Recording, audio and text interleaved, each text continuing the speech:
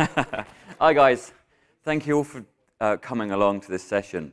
But more importantly, thank you for coming to CDS. It's been a fantastic couple of days for us in the product management team and the customers that came to our cab, our advisory board. It's been a fantastic week, if not a very strenuous week with lots and lots of talking, as you can probably tell with my voice. I think I have 49 minutes left of my voice before it goes completely. So thank you so much for coming. We truly appreciate it.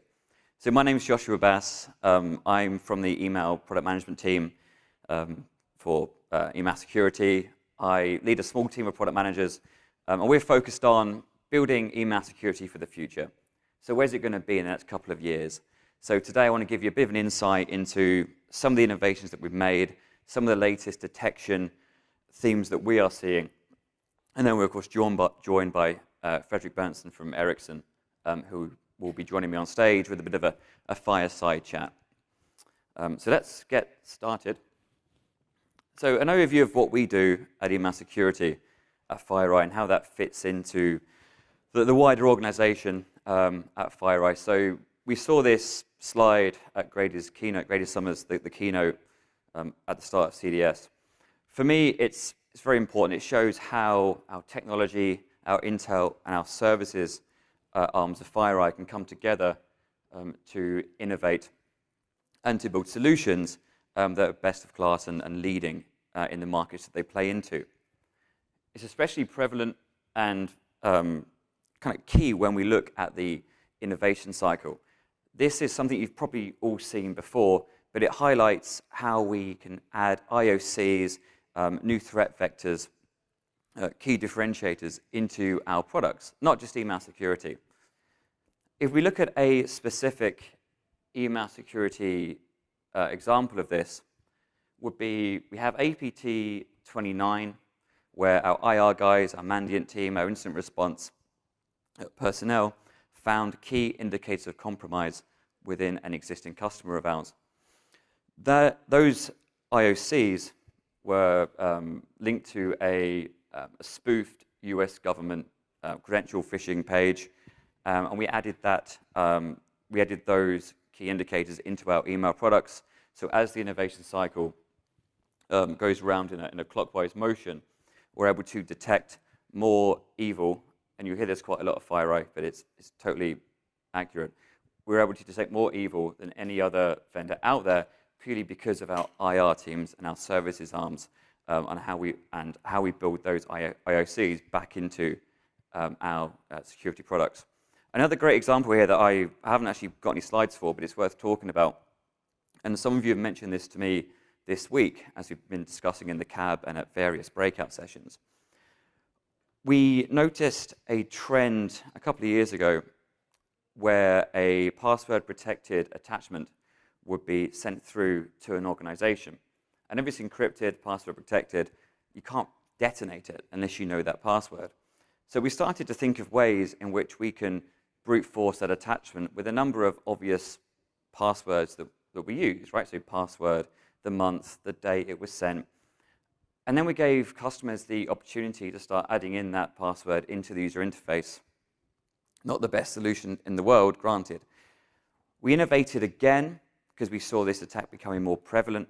We innovated again by looking for keywords in the body of the email. So we'd look for the string after a word that alluded to password, right? Pretty straightforward stuff.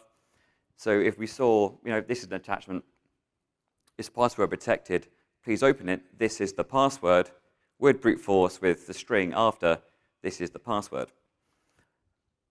This didn't work either, because we found that bad actors were actually embedding that password as an image into the body of the email. So there's nothing we could read, nothing we could detonate on.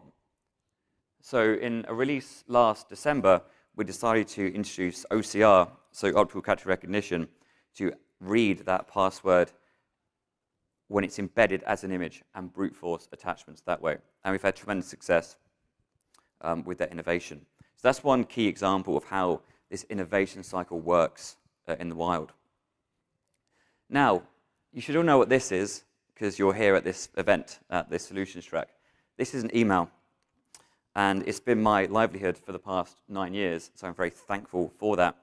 But if we look at it, anyone with any anti-phishing training or phishing awareness training knows that this email is probably malicious. It was sent with malicious intent, albeit it doesn't contain any key pieces of malware. And I'm just going to highlight that if I ever needed to do that, right? So we have a spoof from header. We have to assume that the envelope and the reply to are also typo squatted or just purely made up as an email with the spoofed but legitimate CEO name. However, this is only one type of attack that we've seen. So if we look at CEO fraud in general, these are FBI figures over the last 3 years, 2015 to 2018, I believe. 12.5 billion has been lost to that type of attack. But there's more to email security than that, right? So if we look at 91% of attacks begin with email, and 281 billion emails are sent every day, with FireEye seeing a large chunk of that, a certain percentage of it. I don't want to get too salesy, because we're not trying to sell here. We're trying to give you an idea on what our solutions do. But the reality is that email security is that first line of defense. 91% of attacks start with email. It's the easiest way of getting something into your organization. So really is that first line of defense. Now this is interesting. So I'm going to talk about some features that we've built to remediate this type of issue. But the average amount of time it takes to discover a breach is 78 days. So that's that threat lingering within your network. It takes a lot of money, a lot of training, a lot of time for SOC analysts to pick that out and start remediating. And then you have to get our guys in to start patching those issues, remediating, right? So most email security solutions are pretty reactive. So it's best to go for a security solution that's able to detect, detonate files that are designed to bypass sandboxing with certain evasion techniques, etc. So it's pretty key that sandboxes can do that. And there's a $3.9 million value on the average cost per breach. Now, I was chatting to a customer this week who's trying to understand what is the value of your alert. When you quarantine something or when you block something, when you condemn it, how do you quantify that? And there's some things we can do in the product to enhance that, right? But the reality is that when we look at each breach, and this is from M-Trends, this is from Mandiant, the average cost of that breach, especially with our customers in the large enterprise, ranges about the $4 million size. So it's pretty extravagant. So what is FireEye Mass Security? Where does it fit within your SMTP mail flow? Well, it's pretty obvious. So currently, the goal is that it sits between the internet and your mail server. You could be on Office 365, as we've detailed there. You could have an on-prem Exchange server running. There really is no limitation to how we can be compatible with your mail solution. But there's 4 key areas, and I've already alluded to most of them today.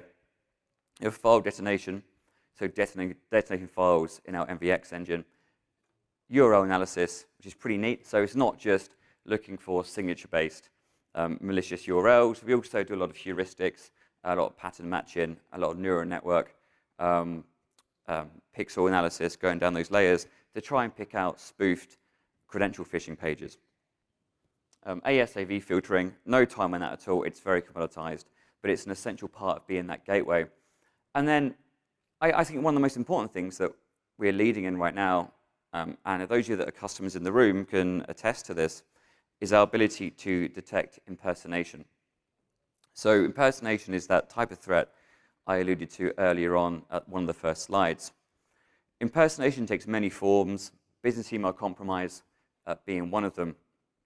And our friends at Beazley, who are an insurance underwriters who partner with FireEye to help their customers lower premiums, etc., state that BC has risen 133% from 2017 to 2018.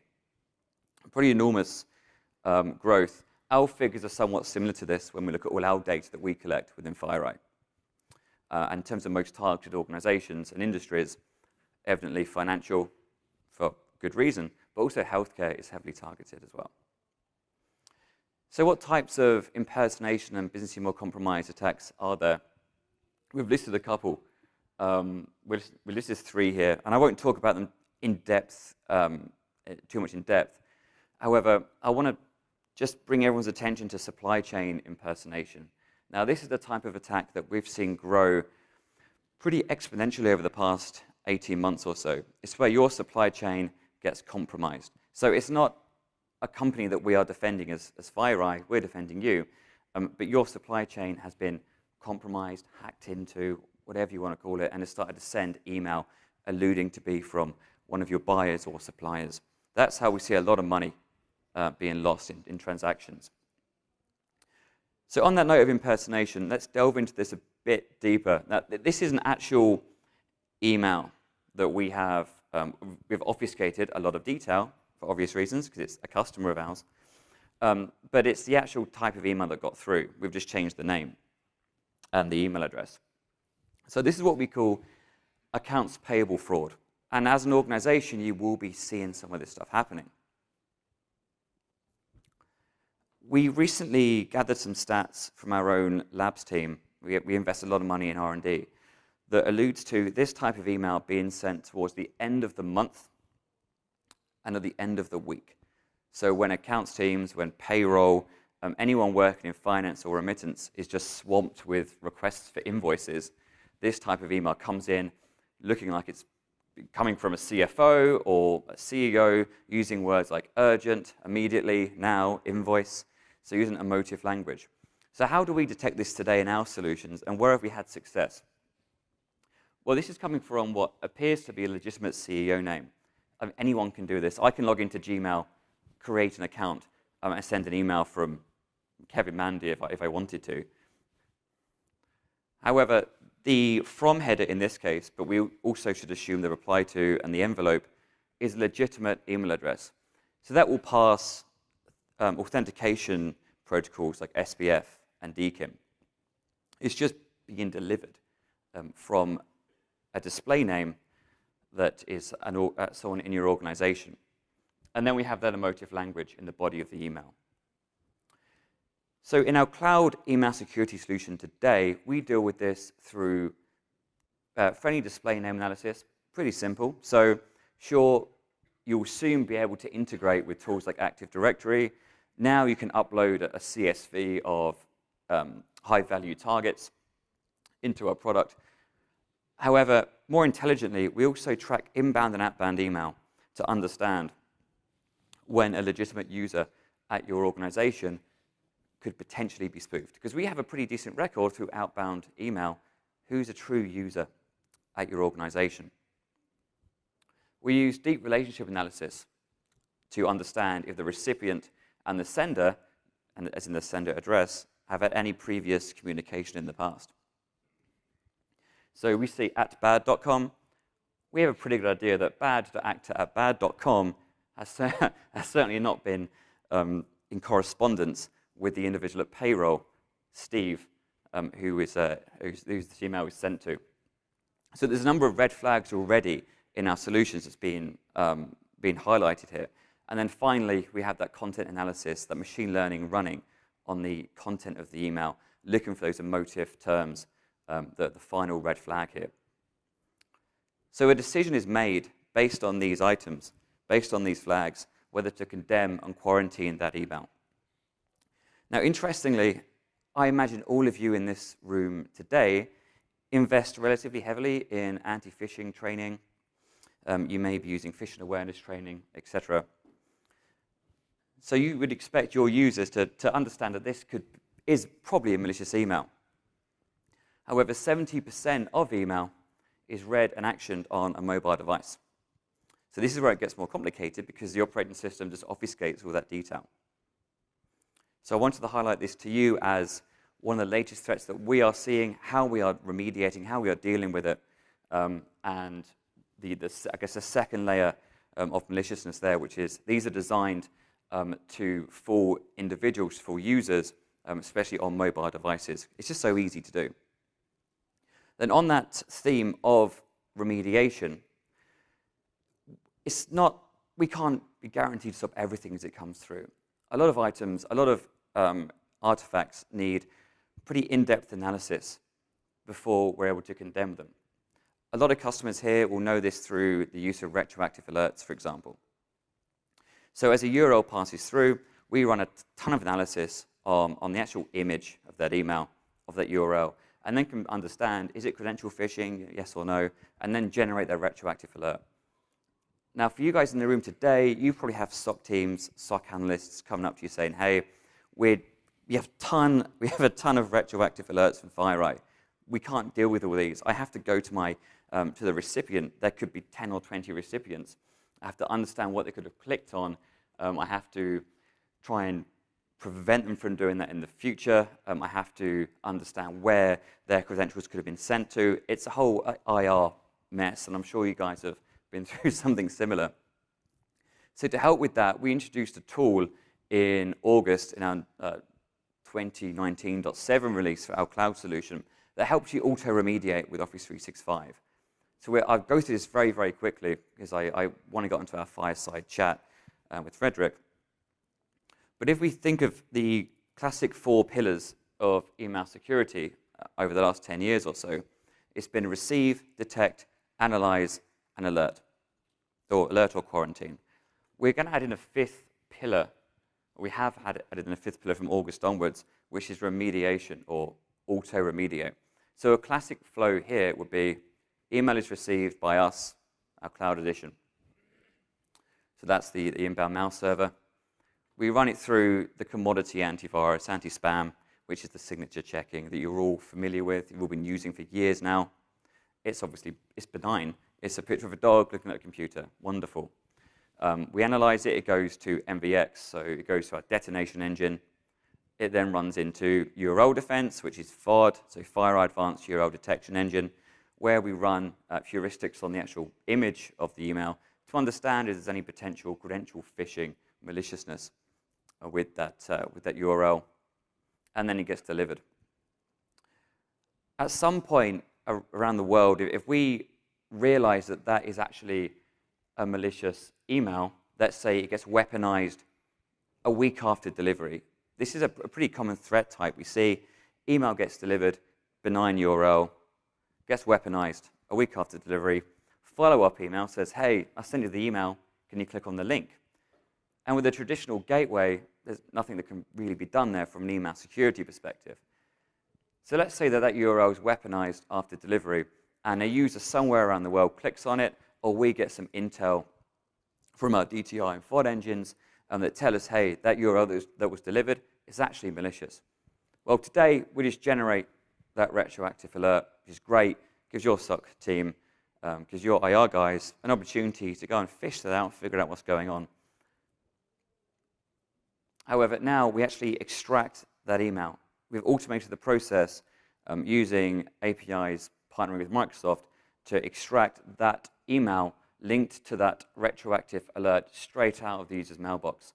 This severely reduces the time and effort that your SOC teams have or is required from them to go and remediate this potential breach. So I just wanted to highlight a couple of things there. So those new threat vectors that we are seeing, the new, I think, in my opinion, key feature, watershed moment for us that we released back in Q3. Because now we're actually able to, if you think about it, defend the user after the email has been delivered, which is a great step for a secure remote gateway to have or to take. So I want to just quickly, before we go on to the bit of a fireside chat, just to point you to a few things that we have and some resources that you can use. So we have a product tour. So go online, go to the website. You can click through some items on our cloud email security solution today. And then we have our email threat analysis tool. So this is where we can hook into Office 365, pull out a ton of files, a ton of email that's been delivered already, and then we can provide a verdict on those to give you an idea on the value of FireEye email security in comparison to the existing solution that you're using. So it's great empirical data that helps you drive a decision to run a proof of concept or even purchase. So that aside, and we'll be around at the end if there's any questions, I have a relatively humorous intro for our guest that I want to take you through today. So we look back to 1989, was a wonderful year for the world. I don't know much, much about it personally, because I was born in it, so I don't remember much. However, there's a few key items in this year that I've been told were wonderful watershed moments for the world. The first is this song was released, which was apparently massive at the time. I have to ask my parents, I have no clue. This film was released also, which is it's a wonderful film. I assume it's won several Oscars, I imagine. Wonderful film, had to deal with difference and diversity. But more importantly, I want to point everyone's attention to this. I didn't know what this was. I thought this was a one-to-one sort of scale size of this phone. This is the Hotline Combi 450, and it's made by our guest today, Ericsson, back in 1989. I don't know what to think of it, to be honest. I'm pretty sure my father had one of these in the early 90s in his Ford Capri. I was about 2 or 3, so to me it did look like that size, to be quite honest with you. However, all joking aside, if we take that car theme and go forward 30 years, we now have this wonderful scenario where Ericsson is still innovating in the automobile industry, building in connectivity, 5G networks around the world into cars. So I just want to highlight that for you today. So I'm conscious of time. I know that it's coming towards the end of a very long, arduous week, but informative week for all of us. So I'd like to welcome up Frederick to have a bit of a discussion on how FireEye Mass Security helps the Ericsson network today. Thank you. Thank you. No worries. Thank you so much for coming. I thought it would be great to have a couple of Europeans up here in America, out of the interest of European unity, which isn't something that you hear banded around very much these days, especially with my accent, to be quite honest with you. We'll leave that one there. So please tell us a bit about what you do at Ericsson, a bit more about Ericsson, and why you... I'm head of IT security operations. It's, we call it sometimes the last line of defense in the company.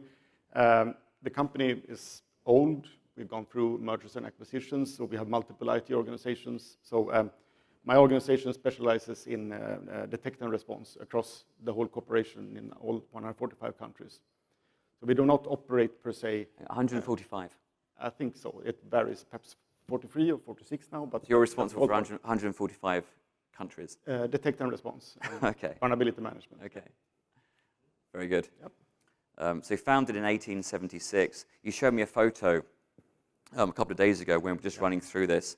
Was it Stockholm, in Sweden, the first sort of telecommunications network? And tell the guys a little bit about what that was like. We haven't got a photo because I've just mentioned it, but it's a fantastic piece of engineering. Well, in central Stockholm back in 1890, there was this huge metallic tower in the center of town where you had the air wires in all directions, like creating like permanent shadow over the streets. And down in the basement or in the bottom floor, you had these ladies dressed in fashionable dresses. It was like an upper-class job to be like a switchboard operator back in 1890? Yeah, yeah. Okay, very good. So that was the phone system back then. So that was the like, industrial equivalent of you and your younger brother or sister putting a plastic cup at the end of a string and hiding around corners. Yeah, something like that. On an industrial metropolitan scale. Yeah. So thank you so much for coming. I'm sure the guys would love to hear some insight you have on how you run Ericsson Security. So we have a couple of questions that we're going to run through today, but we want to keep it as open and as relaxed as possible. So if anyone does have any input or anything they'd like to raise, I'm sure there's someone with a microphone at the end of the room who can just take it round to you and some input. So I think the first place to start will just be describing the security challenges that you face.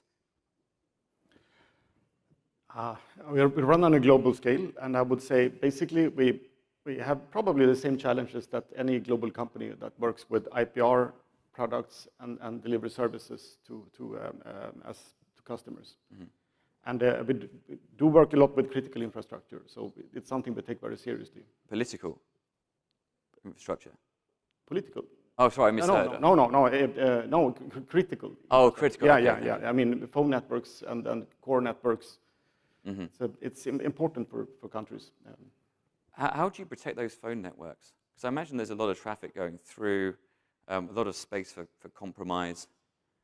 How did you do that? That's not really my area. I mean, I work with Ericsson assets, Ericsson networks, and that would be product security. It is something we invest heavily in and take very seriously, but I don't know the details of that. Okay.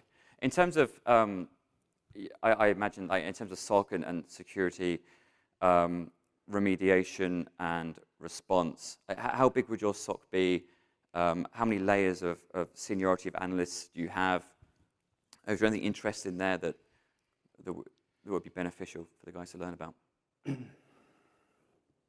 I would say basically we have 4 levels, and then we have backend services as well. Okay. And how does remediation work its way into that? Do you have analysts that are constantly trying to deal with potential breaches? Do you have a lot of impersonation email coming in? How much time do you say your analysts spend today on what you would call like needless remediation of potential breaches and events? We always strive for automation. So as soon as we can see it becoming repetitive, I mean, if we can push it to the technology, that is the sweet spot and the ideal case that basically we can block or automate it. But when we still have to work with it manually, we strive for getting to like one push remediation. Understood. So you're relying heavily in technology. You're investing pretty heavily in technology around the automation space. Absolutely, and rely on suppliers. I think, for example, what you are doing with the integration with Microsoft, it's very good news.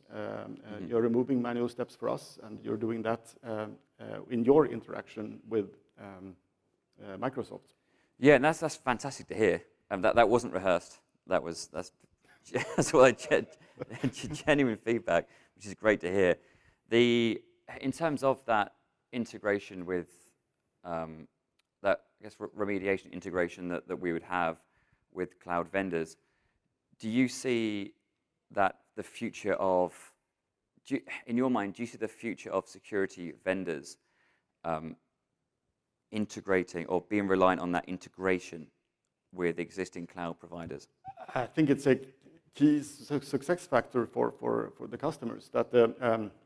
And it's a very interesting trend that service suppliers are interacting in a way today they didn't do a few years ago. I mean, you are integrating with Microsoft, who per se actually also is a competitor. They also work with mail security, and still you can play nicely, and you're integrating. That's a very good point. So part of what I do all day is reading analyst reports, among other things. It's a terribly exciting job I have. So if you read the latest reports, we find that the stats I put out the other day, that there's 2 key points in terms of Office 365 integration. One is that 81% of organizations have moved or are moving to Office 365.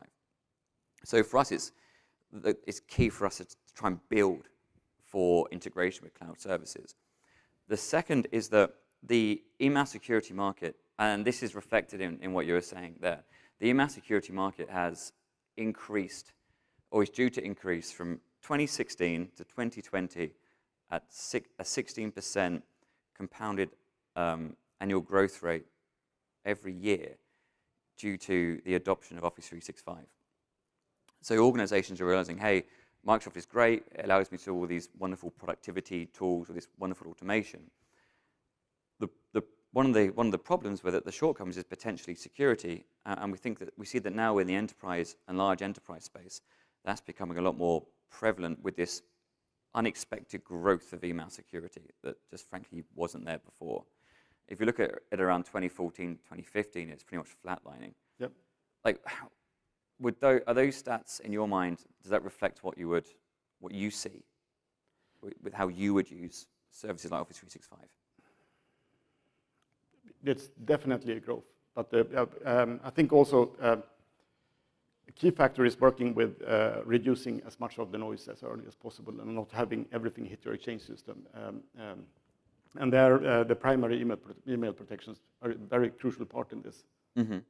Okay. Yeah.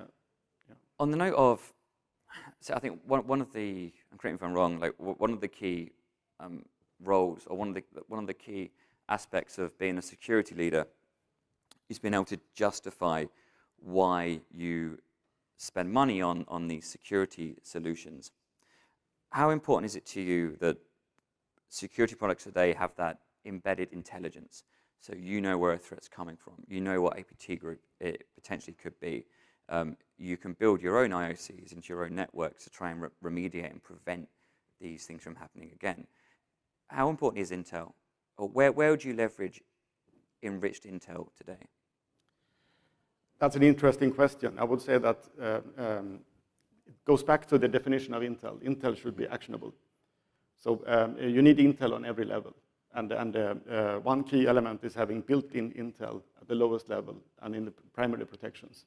I mean, I expect to have premium Intel in EPP solutions, premium Intel in mail solutions, premium Intel in the firewalls. This is the low-level operative Intel and IOCs. We are a big company, that's for sure, but we are one company. And you need partners with visibility across the globe, across the world. I don't believe that you would be able to build your own IOCs. You wouldn't even be close to be able to handle your security that way. You need the Intel flows, and preferably as part of a service. And yeah. Which area would Intel be most valuable? Is it useful for the junior SOC analyst who's just trying to deal with these events as they happen? Or is it more senior levels that really need to leverage that Intel, even for things like justifying the cost of solutions and areas like that? I don't think you can compare it, really. I think you need it on every level. Okay. Every time you have to make like some kind of manual decision. I mean, first of all, you want Intel for the automatic protection. That you don't really see. That's more like an appliance or an application or a service. But then when you need to make some kind of decision, you want to have the decision material as enriched as possible and to be able to take the action as automated as possible. And that's on every level. Okay. So I wouldn't really put strategic Intel on a more executive level in a position anyway, or say that is more or less valuable than the Intel that the analyst.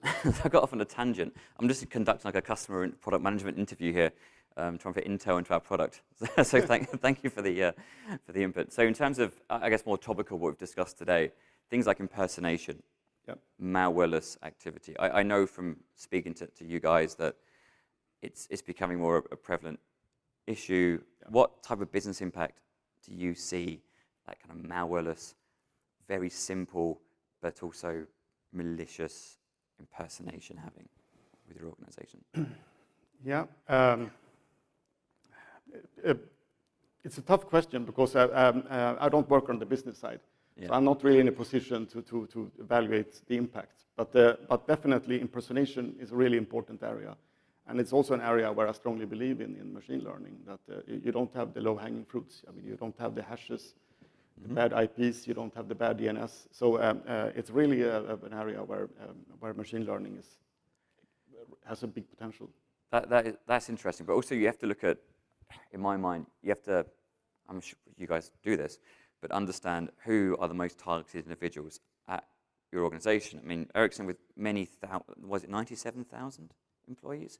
Do you have a select bunch, like 5%, that you think would be most targeted with this type of attack? Or how do you even comprehend who to prioritize defense for with impersonation? Yeah, that's it is a challenge, I can tell you that. And you know, with that large workforce, you have a lot of potential targets for impersonation frauds, definitely. Yeah. But we try to run metrics and see how it's reported and see who reports the most yeah. And then, of course, we have the executives that we keep an eye on. But the impersonation goes way beyond the executives.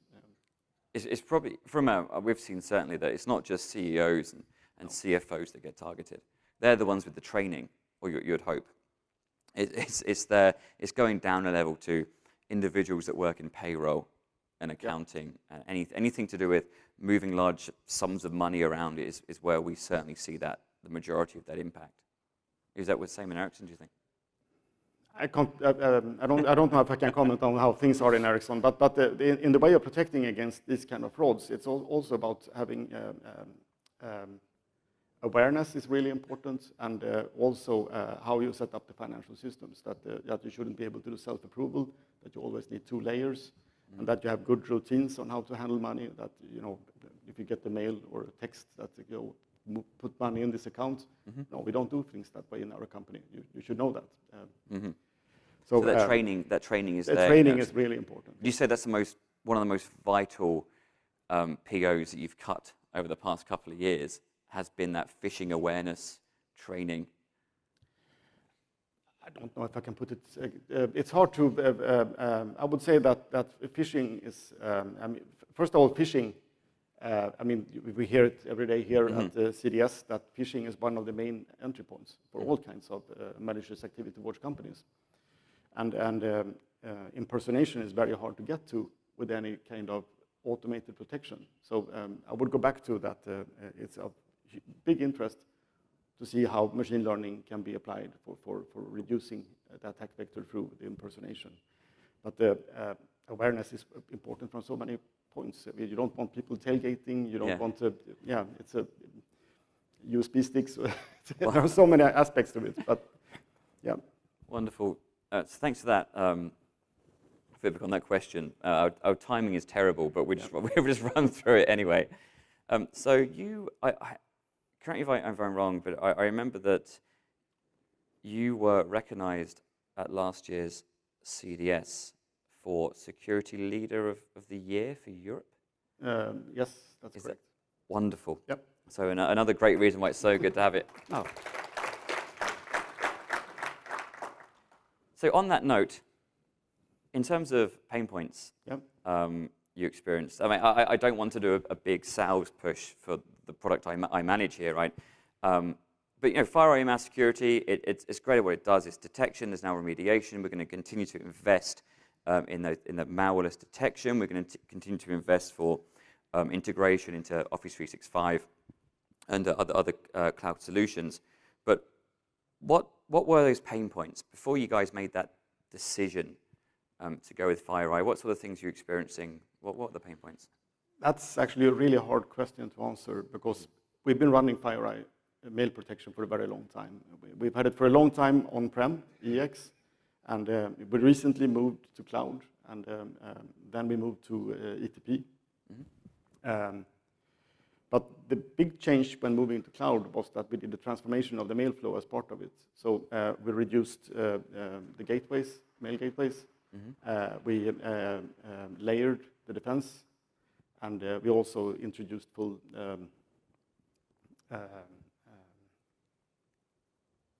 now I lost it. But it was that migration from being an on-prem appliance-driven shop, moving up to that, moving up to the cloud. What was the time frame from moving to Office 365 and then adopting the cloud version of FireEye Mass Security? The move, I think it took about 3 months, and then the transformation went on a bit longer. But in the transformation, I would say that ETP provided a lot in the layered defense and also in scalability. So just as a shout out to our wonderful friends in marketing, ETP is the old name of FireEye Email Security Cloud Edition. So let's just run with ETP again for now. Sorry about that. Less of a mouthful, right? Yeah. Okay, so that transition was about 3 months. Yeah. How is moving to the cloud for email security, how has that made your life easier? Because I imagine sending from an appliance up to Office 365 comes with its limitations around things like customization and even scalability. You have to put appliance on top of appliance. How is that adoption of cloud email security, how did it make life easier in the cloud with Office 365? And also, as a second point, what do you think we can do as product management to make life easier than it is today with that integration? Now scalability is a financial issue for us, not a technical issue, and that's a great benefit. through running as a cloud service. And I would say that I really appreciate what you're doing with the integration with Microsoft. That if you look at integrated solutions some years back, then you had to buy like an automation solution. Yeah. You had APIs towards different solutions. And you had to be an expert in those solutions to understand what was appropriate to do. And it's also a security risk when you are doing your own integration between solutions. Now, you are working with integration with Microsoft, and we don't have to be experts in how you're doing that, but that's your job. It just works. Yeah, it should. Yeah. For us, it should just work. And what you should be doing would be to really look at the end-to-end flows and continue to improve them, like what you're doing now with the being able to retroactively pull mails when they later turn out to be bad. You can pull them directly without us having to be a middleman. Yes, so I think the next step for us there is to understand how we can leverage that retroactive extraction with threats like impersonation.